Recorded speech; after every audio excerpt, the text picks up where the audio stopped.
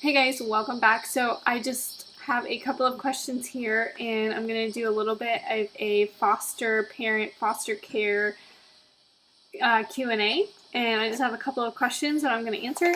Hopefully I do a good job. A little bit of a disclaimer, because we're currently in the process of fostering a child. I can't be specific with anything, but I can give overall information about the process, what it looks like, things like that nature, but I cannot give specific information about our foster child or circumstances surrounding him.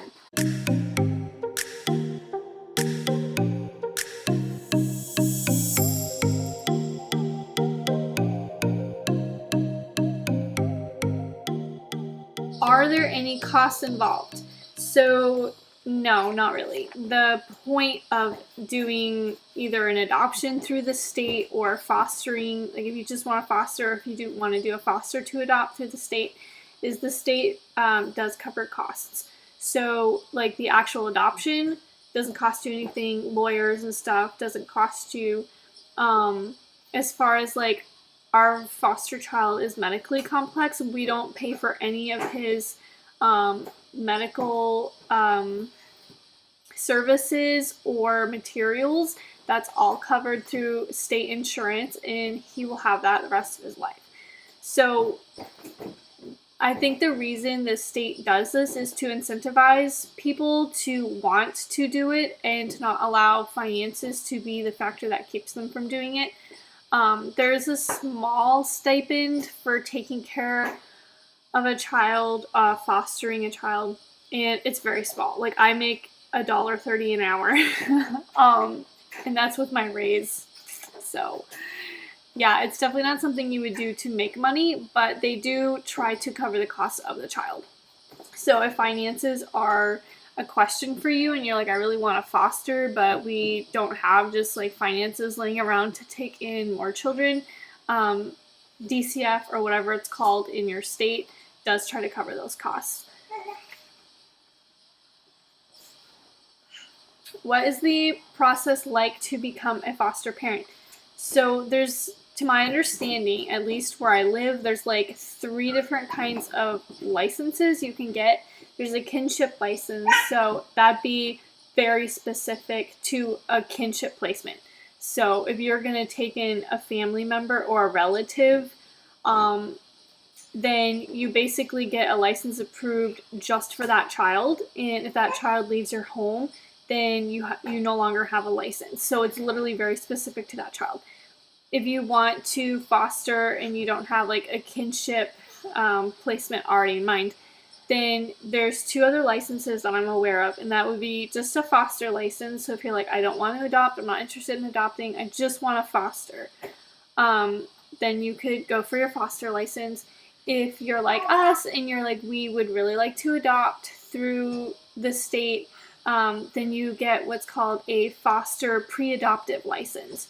So that allows you to foster any child and adopt.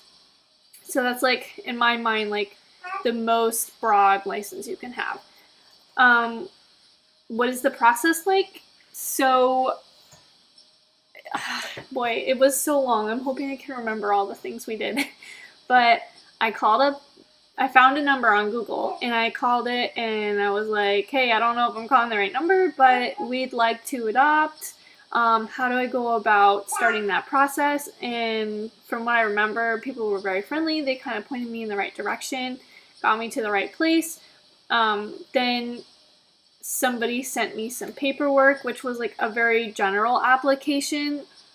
And I think like to run background checks and stuff just to like kick off everything. So we filled out that paperwork, and then what happens is you do... My little explorer just got injured. Alright, so I don't remember where I was, but there's like a home inspection where they like check your smoke detectors, they make sure your home is safe, they're going to want to see like plugs on your outlets, and if you have stairs, they want to know that you either have gates or can get gates. They might even want to see them up, like as crazy as that is. it's just like a very general like home safety inspection. After that, you do a home study. So then there's like a lot more paperwork. Like, just get really used to filling out paperwork. In our experience, we even fill out the same paperwork like a couple of times because it just like gets lost somewhere in this black hole, and then you just end up filling it out again. And then they do a home study, so they ask you like a lot of very specific questions, and then they write up like a whole profile of you, your family, like anyone in the home, including like your childhood, things like that. And then that gets submitted to the manager and supervisor, maybe even somebody else, I don't know. And then that gets reviewed and approved. We also had to do a 30-hour MAP course, which was like 30 hours of like topics relating to fostering problems, troubleshooting with kids, etc. Like, we didn't find it super helpful, but it was just mandatory, so we did that. And they were online for us, so we didn't have to like go anywhere, which is great. After you get approved, then you will start to be on the list for calls. Depending on what age range you've specified or what your specifications were for what you're looking for, they'll call you and you will either like accept or say, no, we'll pass. How long was the application process?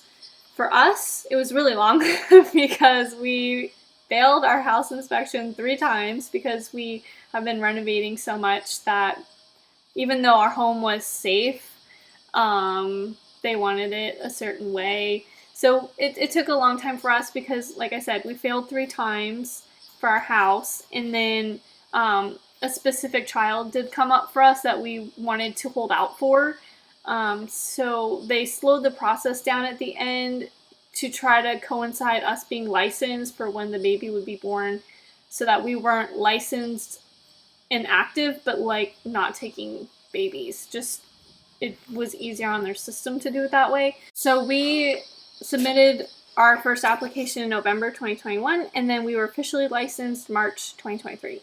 But again, there were some bumps in the road, so that's why it took us that long. I think it still would have taken us, can't stay out of trouble, so I think it still would have taken us a while, just because it depends on your social worker. Some of them are like really on top of things and they are on the ball, and then others, you don't hear from them for like 2 months and you're like, okay, did you forget about me? So it does depend. What was the biggest challenge in the process? I don't know how to answer that.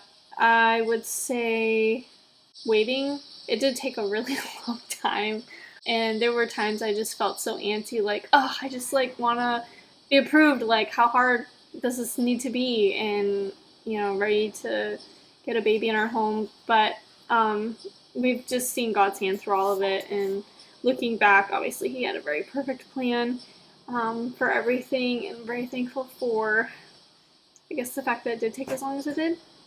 Would we do it again? Well, we're still doing it, so I don't know. We haven't finished out the process yet. It's definitely had its challenges and its disadvantages, but it has advantages too. Like, the financial aspect is really nice. We do want to adopt. We do want to adopt more than one child. So whether or not in the future we do this again or we explore private adoption or international adoption, I don't know. Too soon to say yet. Those are all the questions I had for this video. Please feel free to leave more questions in the comment section, like and subscribe. Help me out here, people. I have this dream of having a YouTube channel that is encouraging to other moms and is able to be big enough at some point to actually like reach more than 4 moms. I don't want to say bye because hopefully I'll see you in the next video, because I know you're binge watching my videos, so see you in the next one.